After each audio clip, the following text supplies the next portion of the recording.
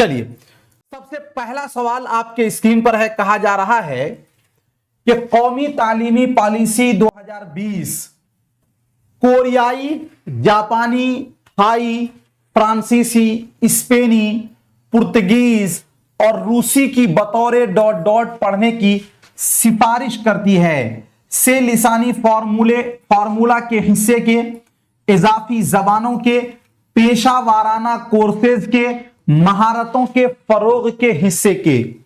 देखिए, हम लोग ये ऑलरेडी पढ़ चुके हैं, जानते भी हैं कि दोस्तों सबसे पहले आप यहां पर आप समझें क्या कहा जा रहा है कि NEP 2020 यानी कि नेशनल एजुकेशन पॉलिसी 2020, इसी में दोस्तों क्या है कि से लिसानी फॉर्मूला तो है।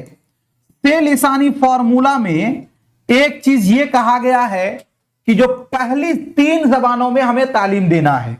बच्चों को स्टार्टिंग में उनकी मादरी जबान में तालीम देनी है।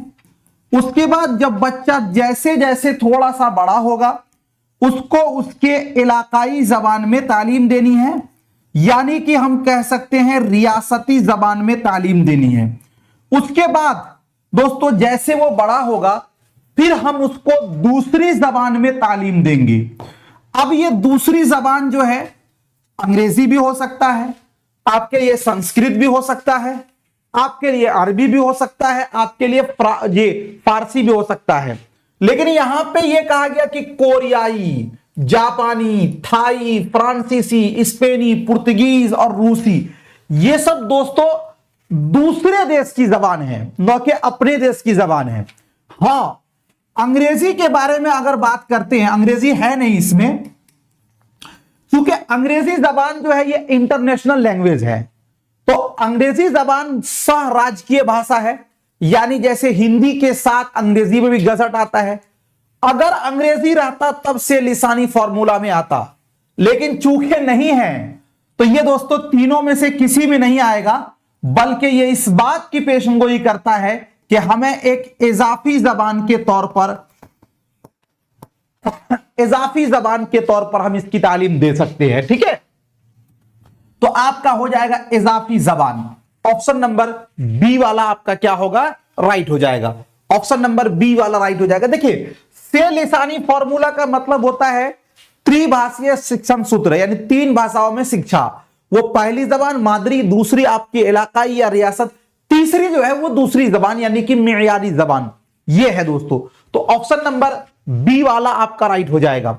अगला क्वेश्चन आपके स्क्रीन पर है कि एक आमोजगार श्रीनगर में मलयालम जबान का इंतखाब बतौर तीसरी जबान करता है और क्लासरूम में उसे पढ़ने और बातचीत करने से 1 साल के अंदर वो जबान बोलने और पढ़ने के काबिल हो जाता है, उसे क्या कहेंगे?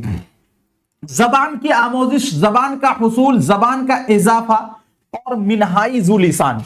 श्रीनगर दोस्तों कहां पड़ता है? तो कहिएगा कि सर श्रीनगर जो है यह आपका कश्मीर में है। तो गोया कि इसकी जो जबान अपनी जबान होगी वो क्या होगी दोस्तों? तो कश्मीरी जबान होगी। तो कश्मीरी जबान जो है उस आमोजगार की कौन सी जबान होगी? तो कश्मीरी जबान मादरी जबान होगी। तो एक आमोजगार श्रीनगर में कश्मीरी जबान न बोलकर वो मलयालम जबान का इंतखाब बतौर तीसरी जबान के करता है। जैसे मान लीजिए कि हम ही लोग मलयालम या कश्मीरी जबान सीखने लगे तो वो हमारे लिए तीसरी जबान होगी। तो वो जबान हमारी मादरी जबान नहीं हो सकती, वो हमें दोस्तों सीखना होगा। तो जब सीखना होगा तो वो हमें क्या करना होगा? उसको हम अधिगम कहेंगे, इसलिए कि वो हमारी मादरी जबान नहीं है। और जहां अधिगम है उसे ही दोस्तों क्या कहते हैं? आमोजिश। तो ये क्या होगा? जबान की आमोजिश। ऑप्शन नंबर ए वाला आपका राइट हो जाएगा। अगला क्वेश्चन, आमोजिश के हालिया मतालिब के मुताबिक दर्जे झैल में से कौन 2 दुरुस्त है? यानी अभी के जो लेटेस्ट है इसके अनुसार आमोजिश के बारे में कौन सी 2 स्टेटमेंट यानी कौन सी 2 बातें सही है? पहला है गलतियां आमोजिश का हिस्सा है। दूसरा है गलतियां आमोजिश में मुखिल होती हैं, खलल डालती हैं। गलतियों की फौरन इस्लाह की जानी चाहिए। गलतियां असातिज़ा के लिए फीडबैक हैं। एक बात बताइए, आज के दौर में अगर कोई गलती करता है तो बहुत शर्माता है,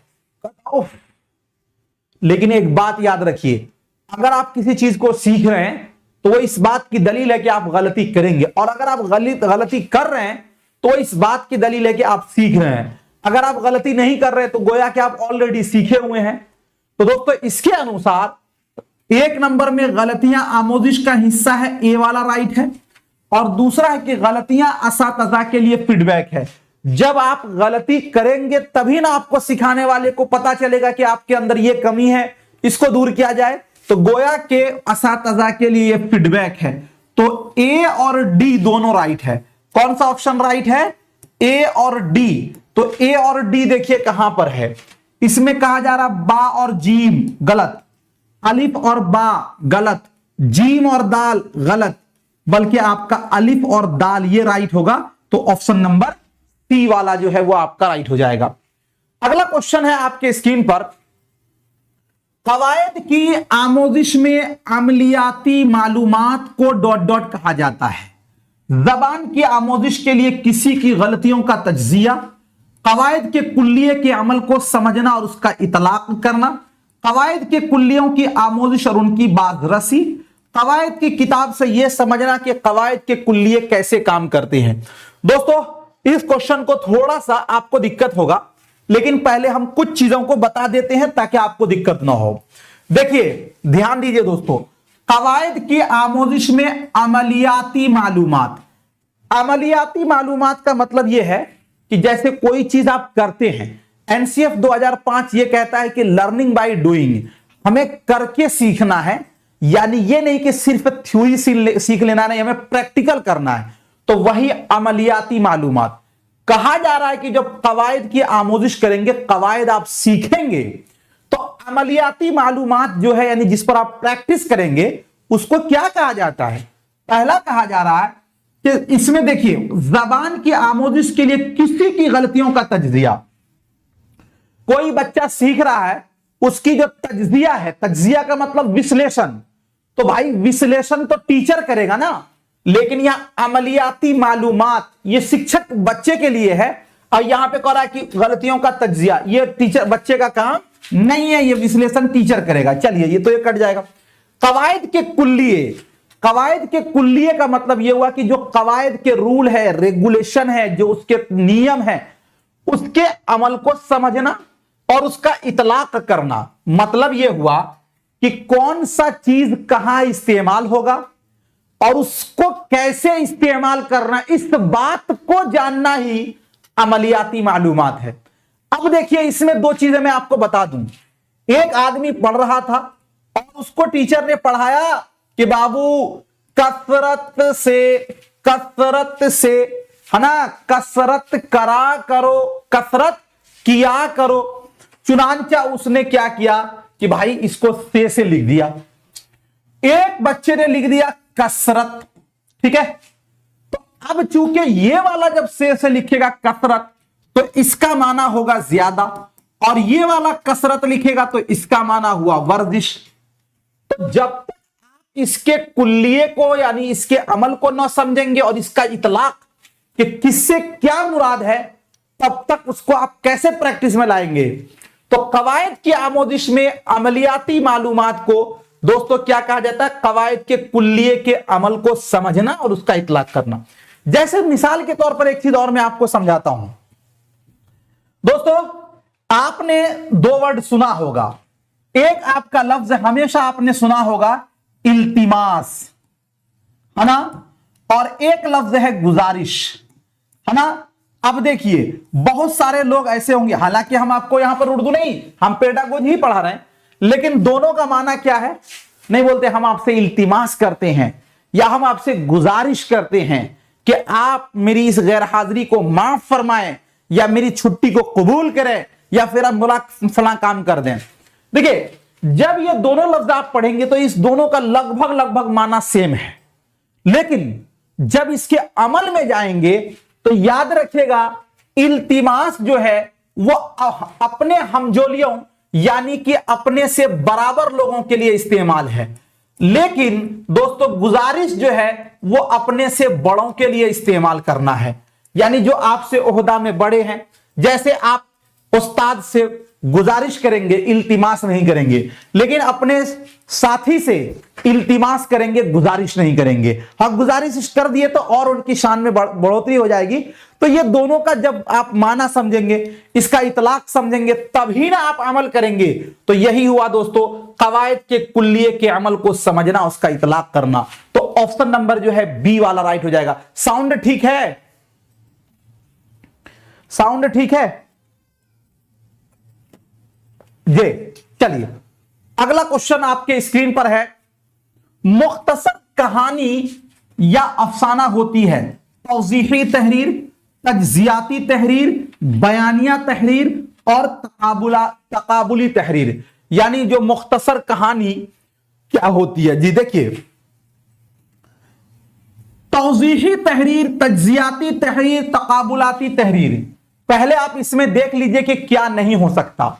मुख्तसर कहानी दोस्तों, तौज़ीही तहरीर का मतलब होता है वजाहत करना, किसी बात को डिटेल में बयान करना, उसका नाम है तौज़ीही तहरीर, उसी का वजाहत। तो मुख्तसर कहानी तो तौज़ीही तहरीर नहीं हो सकता।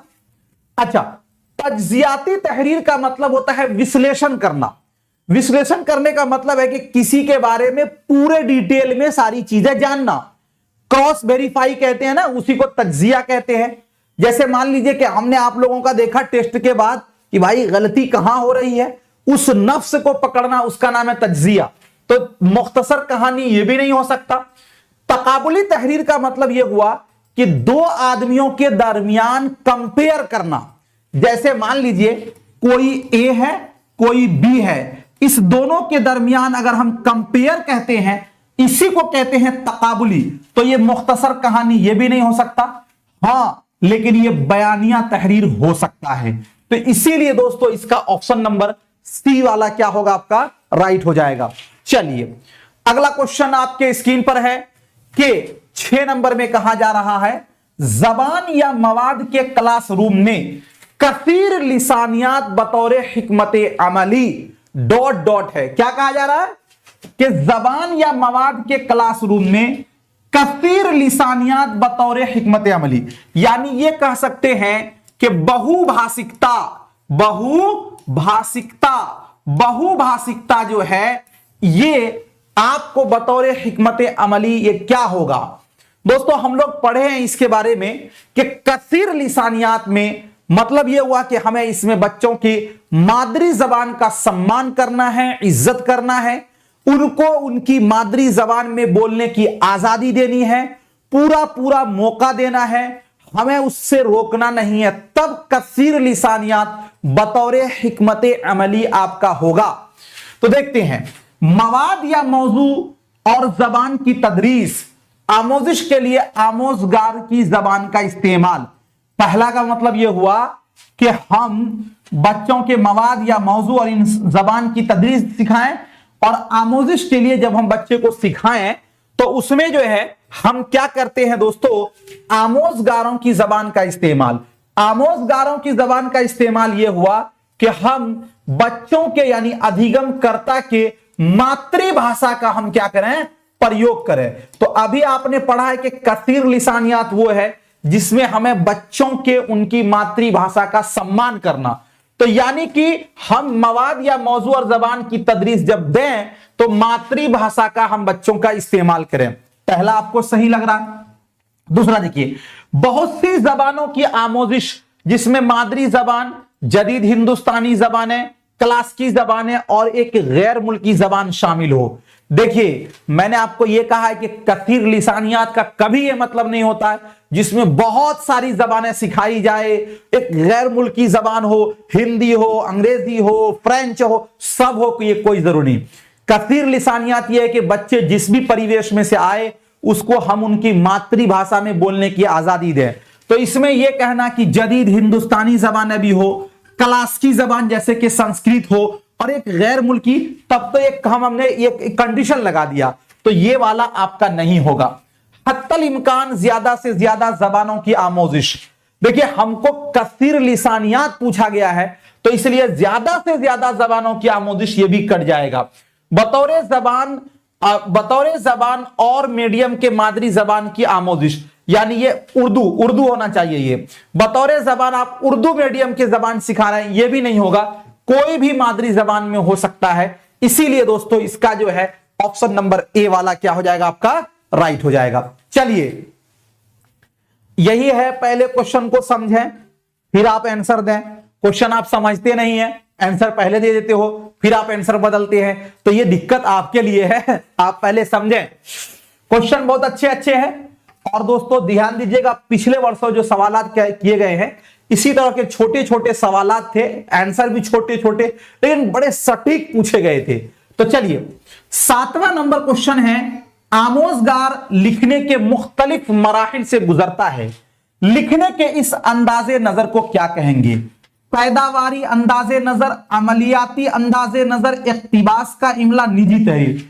यानी जब आप लिखने जाते हैं तो आप ऐसा नहीं कि कलम उठाया आप लिखना चालू कर दिए।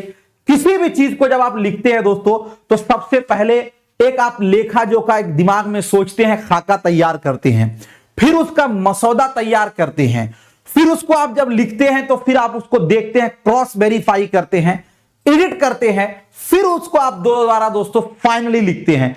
ये तब इतने स्टेप में तब वो लिखा जाता है। तो कहा जा रहा है कि जो मुख्तलिफ मराहिल से गुजर रहा है इसको क्या कहेंगे? पैदावारी अंदाजे नजर तो नहीं होगा, इक्तिबास का इमला भी नहीं होगा ये, और निजी तहरीर भी नहीं, बल्कि ये अमलियाती अंदाजे नजर होगा।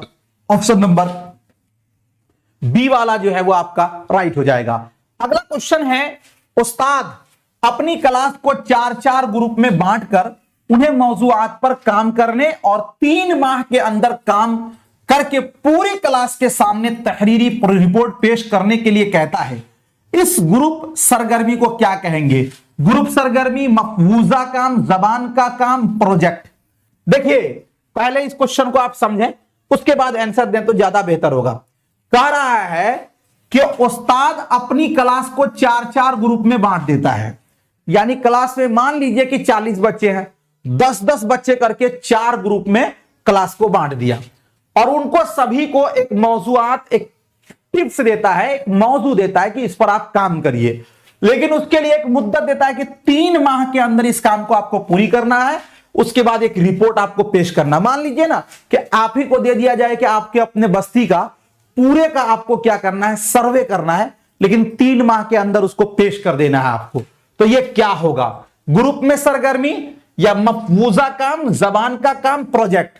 देखिए जब आपको एक लेखा जोखा यानी कि मौजू मिल जाए और एक टारगेट भी हो जाए, तो ये दोस्तों बोलते हैं प्रोजेक्ट। नहीं बोलते भाई किस पर काम कर रहे हैं, तो एक प्रोजेक्ट पर काम कर रहे हैं। प्रोजेक्ट का मतलब जिसका मौजू और मियाद दोनों तय है कि हमें इतने दिनों में इस काम को मुकम्मल करना है, लेकिन काम ये करना है, तो ये आपका प्रोजेक्ट होगा। तो ऑप्शन नंबर डी वाला क्या हो जाएगा, आपका राइट हो जाएगा। अगला क्वेश्चन आपके स्क्रीन पर है, दर्जे झैल सवाल या तहरीर किस नौइयत का है? यानी ये सवाल और या तहरीर को किस नौइयत का आप कहेंगे, माने किस टाइप के ये सवाल है, इसको आपको बताना है। पहला है सवाल ये है कि तसव्वुर करो कि आप कहानी में बेटा हो और दिन के आखिर में अपने रोजनामचे में एहसासात कलमबंद करते हो।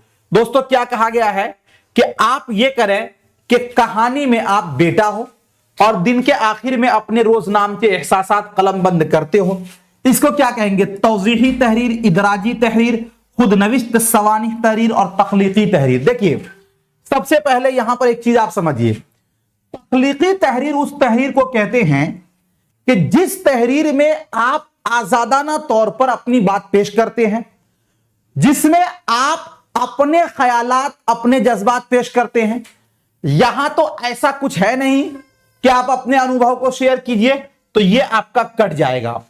तौज़ीही तहरीर है कि कोई मौजू दिया जाए कि आप इसको डिटेल में बयान कीजिए। तो हमको कह रहा है कि तसव्वुर करो कि आप कहानी में बेटा हो, यानी एक कहानी का आप किरदार हो और दिन के आखिर में अपने रोजनामचे एहसासात कलमबंद करते हो। यानी कहा जा रहा है कि मान लो कि एक कहानी का आप किरदार हो, डेली आप आखिर में ये कर रहे हो, तो गोया कि किसी चीज का यहां वजाहत भी नहीं हो रहा है, तो यह भी कट जाएगा। अच्छा, खुद नविष्ट सवानी तहरीर का मतलब यह हुआ कि आप अपने बारे में लिख रहे हैं, लेकिन हमको यहां कहा गया कि आप तस्वुर कर लीजिए, यानी मान लीजिए।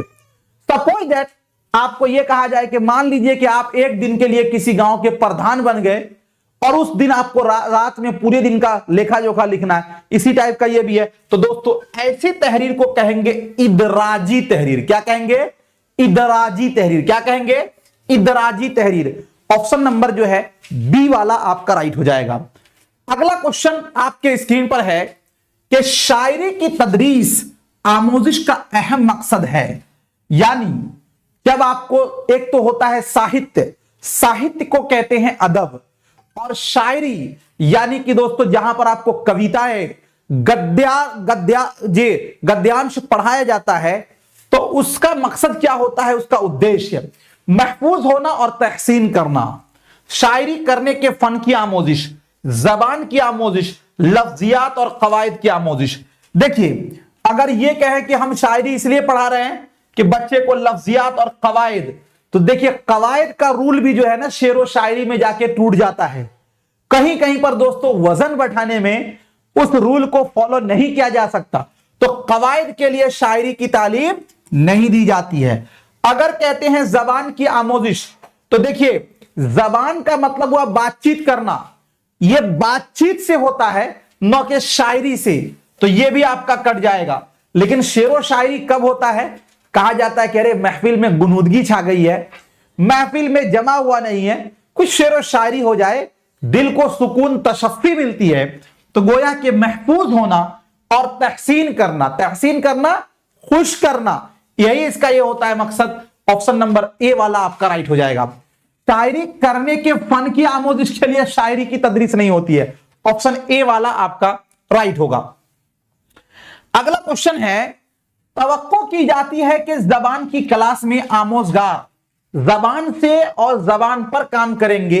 ये है जबान के कुल्लिये की आमोजिश, दुरुस्तगी के साथ जबान का इस्तेमाल, जबान से तामुल और जबान का हुसूल।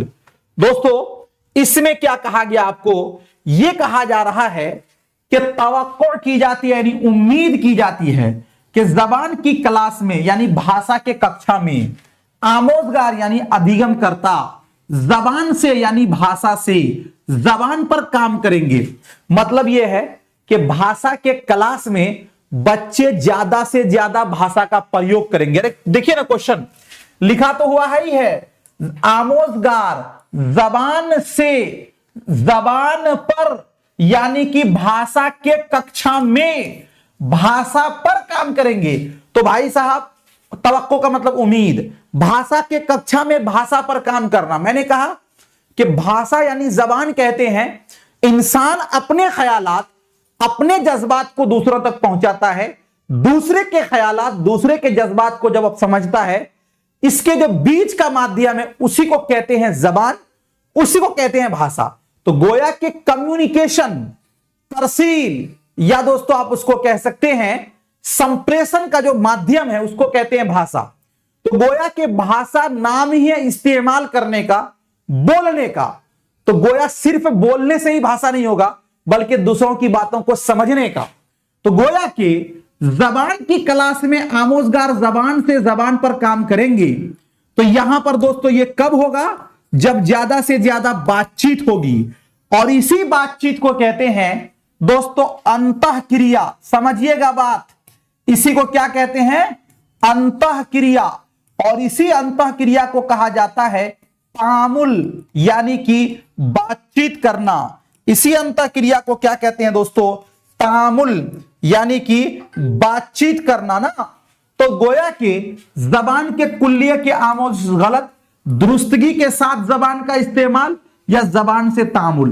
तो जबान के क्लास में जबान पर काम कब होगा? जब जबान से तामुल होगा, यानी भाषा का ज्यादा से ज्यादा बातचीत होगा। ऑप्शन नंबर सी वाला राइट होगा। ठीक है, चलिए देखिए, यह माने नहीं रखता कि आप कितना फास्ट क्वेश्चन को हल कर देते हो।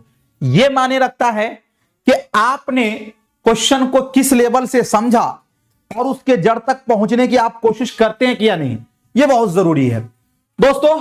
12 नंबर क्वेश्चन में कहा जा रहा है कि मुस्तनद मतन होता है दरसी किताब के मुसन्निफ का तहरीर करदा मतन या बयानिया, सयाक से मतन का असल हिस्सा, असल तहरीर से पूरे तौर से बदला हुआ, यह हुआ है बदला हुआ और तख्फीफ किया हुआ मतन, आमोजगार का मफूजा काम के तौर पर तैयार करदा कहानी और तस्वीर। दोस्तों क्वेश्चन यह कहा जा रहा है कि जो मुस्तनद मतन है वो क्या होगा। देखिए मुस्तनद मतन का मतलब यह होता है कि दोस्तों प्रमाणिक आपके जो पैराग्राफ है वो क्या होगा। तो पहला करा कि दरसी किताब के मुसन्निफ का तहरीर करदा मतन या बयानिया, यानी जिसने दरसी किताब लिखा है उसी का कोई पैराग्राफ लिखा वही मुस्तनद होगा। ऐसा नहीं है जो आपके लिए, देखिए हमारे लिए कोई चीजें हो सकती है बहुत अच्छी हो, लेकिन वो चीजें दूसरे वाले लिए अच्छी नहीं हो। जैसे ये क्लास आपके लिए बहुत अच्छी है, लेकिन कोई हिंदी मीडियम वाला है, कोई संस्कृत वाला है, कोई बांग्ला वाला है, उसके लिए अच्छी नहीं है। तो दोस्तों मुस्तनद मतन जो है ये आमोजगार से रिलेटेड है। जो चीजें हो सकता है कि मेरे लिए बहुत कारआमद हो, किसी और के लिए कारआमद नहीं हो, तो इसलिए कहेंगे सियाक से मतन का हिस्सा, यही मुस्तनद मतन है। ऑप्शन नंबर बी वाला आपका राइट हो जाएगा। अगला क्वेश्चन आपके स्क्रीन पर है, बुनियादी तरसीली महारत। देखिए बुनियादी तरसीली महारत क्या है दोस्तों, बुनियादी तरसीली महारत, इसको का मतलब क्या है, इसी को कहते हैं BICS, बिक्स जिसके कहा गया है। मुजर्रद ख्यालात के इजहार के लिए दरकार जबान, नन्हे आमोजगारों की तरसील के लिए दरकार जबान, मौजूदा जरूरत की तरसील के लिए दरकार जबान, तरसीली जबान की तदरीस। देखिए क्वेश्चन आपको ये बहुत ही अच्छे क्वेश्चन है। इसमें यह कहा गया कि दोस्तों आप ये समझ लें कि बिक्स का मतलब क्या होता है। देखिए इसमें दो चीजें हैं, आप समझ लीजिए। पहले एक आपका होता है BICS और एक दोस्तों आपका होता है CALP, जिसको हम लोग बोलते हैं क्लैप, है ना। तो जो बिक्स होता है इसका फुल फॉर्म होता है दोस्तों बेसिक इंटरपर्सनल कम्युनिकेटिव स्किल। इसको उर्दू में कहते हैं रोजमर्रा इस्तेमाल की जाने वाली जबान, रोजमर्रा इस्तेमाल की जाने वाली जबान कहते हैं इसी को। और जो क्लैप होता है कॉग्निटिव एडवांस, या दोस्तों इसी को एकेडमिक लैंग्वेज जी प्रेफरेंसी कहते हैं। इसको कहा जाता है मियारी जबान। आप अपने भाषा में इस तरह समझ लीजिए ना, इसको कहते हैं दोस्तों मियारी जबान। देखिए जैसे आप अपने साथियों से बात करते हैं, आप अपने हमजोलियों से बात करते हैं, तो क्या कहते हैं, जनाब कहां चले गए थे, आपको हम बहुत अरे जी कहां थे, बहुत देर से इंतजार कर रहे हैं। लेकिन किसी ऑफिस में जाते हैं, कहते हैं मी आई कमिंग सर, वो कहते हैं जी आइए। आप बिल्कुल शांति से बैठ जाते हैं, कहते हैं सर अगर आपके पास टाइम है तो 1 मिनट आप दीजिए, मेरी बातों में एक फरियाद लेकर आया हूं, मेरी बातों को सुन लीजिए। दोनों जगह जबान इस्तेमाल करने का तरीका अलग है, हालांकि दोनों जगह आप अपनी बात को ही रख रहे हैं। तो दोस्तों जो ऑफिस में या किसी अच्छे जगह जो आप बात रखते हैं वो आपका आता है किस कैटेगरी में, CALP क्लैप में। लेकिन जो रोजमर्रा इस्तेमाल करते हैं जैसे अपने साथियों में, अपने हमजोलियों में, तो उसको बिक्स कहेंगे। बात समझ गए। तो हमको यह नहीं कहा गया कि क्लैप के बारे में बताइए, क्योंकि उसी का ऑपोजिट है। यह भी क्वेश्चन पूछा गया है, हमको बताना है कि बिक्स का मतलब क्या होता है। यानी हम तो समझ गए कि जो रोजमर्रा इस्तेमाल करते हैं अपने घर में, मादरी जबान, अपने साथियों के साथ, रोल प्ले में, तो इन सब में जो जबानें इस्तेमाल करते हैं उसी को कहेंगे बिक्स। अब आपको बताना है मुजर्रद ख्यालात के इजहार के लिए दरकार जबान। इसका मतलब यह हुआ कि जो अमूर्त चीजें हैं उसको जब समझाते हैं तो उस समय जो जबान इस्तेमाल करते हैं उसी को कहेंगे बिक्स। क्या दूसरा है नन्हे आमोजगारों की तरसील के लिए दरकार जबान। जो छोटे छोटे बच्चे हैं वो जो आपस में बातें करते हैं जो जबान में, उसको बिक्स कहेंगे। क्या मौजूदा जरूरत की तरसील के लिए दरकार जबान। मौजूदा जरूरत का मतलब यह हुआ कि आपको जिस चीज की जरूरत होती है उसके लिए जो आप जबान इस्तेमाल करते हैं इसको कहेंगे या तरसीली जबान की तदरीस। तरसील का मतलब तो होता है कंप्रेशन। देखिए, तरसीली जबान की तदरीस इसलिए नहीं हो सकती कि दोस्तों तरसील का मतलब होता है कंप्रेशन, यानी चीजों को जब आप सीखते हैं तो वहां पर आप मेयारी जबान, क्योंकि आप यहां पर ऑटोमेटिकली नहीं होगा, लेकिन मौजूदा जरूरत की तरसील के लिए दरकार जबान। मौजूदा जरूरत यह है कि जैसे आपको कोई किसी चीज की जरूरत पड़ जाए तो वहां पर आप क्या बोलते हैं जे, आपने कहावत सुना होगा ना कि कारी साहब ने कहा कौवे ने कौवा ने ऐसे कर दिया, जितने में उन्होंने कहा जब तक कारी साहब जो है गिर गए गड्ढा में। तो आप क्या बोलते हैं, जैसे बेसिकली रोजमर्रा में जो इस्तेमाल करते हैं, आपको जैसे समझ में आता आप बात कर लेते हैं, उसी को कहते हैं बिक्स। तो मौजूदा जरूरत की तरसील के लिए जो दरकार जबान है इसी को कहा जाएगा बिक्स। बात समझ गए? ऑप्शन नंबर सी वाला आपका राइट हो जाएगा। अगला क्वेश्चन दोस्तों आपके स्क्रीन पर है, जबान के अंदाजा कद्र का खास मकसद होता है। अंदाजा कद्र का मतलब यह हुआ मूल्यांकन, यानी जब भाषा का मूल्यांकन किया जाता है तो इसका उद्देश्य क्या होता है। यह कह रहा आमोजगार की हुसूलियाबी की जांच, क्लास में आमोजगारों की रैंकिंग की जांच, मजमूई या कुल्ली हुसूलियाबियों की जांच, आमोजगारों की जबान की महारत की जांच। यानी यह कह रहा है कि भाई जब अंदाजा कद्र यानी जब आपका टेस्ट लिया जाता है तो उसका उद्देश्य क्या होता है। सबसे पहले आप यह समझ लें कि टेस्ट कभी इसलिए नहीं लिया जाता है कि आपको रैंक दिया जाए, ग्रेड दिया जाए। यह निगेटिव वर्ड है, यह आपका हो नहीं सकता। अच्छा, मजमूई या कुल्ली हुसूलियाबियों की जांच, पूरे बच्चे ने क्या सीखा इसके लिए टेस्ट लिया जाता है, या आमोजगार की जबान की महारत की जांच। टेस्ट इसलिए दिया जाता है कि बच्चे का जो स्किल पावर है, उसकी जो महारत है, उसका जो कौशल है वो डेवलप हुआ कि नहीं। देखिए, अगर आप किताबों तक ही सीमित हैं, आप बाहर नहीं सोचते हैं, आप किताब से हटकर नहीं बोलते हैं, तो इसका मतलब आपका स्किल डेवलप नहीं है। अगर आप किताबी भाषा को आम जबानों में बोल दे रहे हैं, किताबी चीजों को आम इसमें समझ रहे हैं, तो वो आपका स्किल डेवलप कर रहा है। तो कभी भी मूल्यांकन का यह उद्देश्य नहीं होता है कि आप कितनी चीजों को याद किए वो चीज, या कितने चीज हासिल किए, वो आपके स्किल पावर को जांचा जाता है। तो दोस्तों ऑप्शन नंबर डी वाला राइट होगा। इसलिए देखिएगा बहुत सारे एग्जाम में 4-5 क्वेश्चन ऐसा दिया जाएगा जो आपके मेमोरी बेस्ड है कि आप वहां पर दिमाग कितना लड़ा पाते हो। हालांकि वही 4-5 क्वेश्चन में जो लोग सही से दिमाग लड़ा दिए उनका हो जाता है, और जो लोग नहीं लड़ा पाए उनका नहीं होता है। ऑप्शन नंबर डी वाला राइट हो जाएगा। चलिए अगला क्वेश्चन दोस्तों आपके स्क्रीन पर है, ज्यादा मवाद की हामिल जबान के खामे मवाद से क्या मुराद है। जे जबान के बरतने के तरीके पर जोर देने वाले खामे मवाद, लफ्जियात, तलफ्फुज, कवायद वगैरह, खामे मवाद की पेशकश और उसकी तरतीब व तंजीम, मालूमात पर इसरार करने वाले जबान की खामे मवाद। क्या होगा दोस्तों, चलिए बताइए। देखिए यहां पर कह रहा है कि ज्यादा मवाद के हामिल जबान के खामे मवाद से, इससे मुराद है कि जब आप किसी चीज को मालूमात को हासिल करने जाते हैं उसके लिए जो जबान है उसी को कहते हैं ज्यादा मवाद के हामिल जबान के खामे मवाद। तो ऑप्शन नंबर इसका डी वाला आपका क्या हो जाएगा, राइट हो जाएगा। तो दोस्तों आज के लिए इतना ही। कैसा लगा आज का ये सेशन, एक मर्तबा आप लोग कमेंट करके बताएं।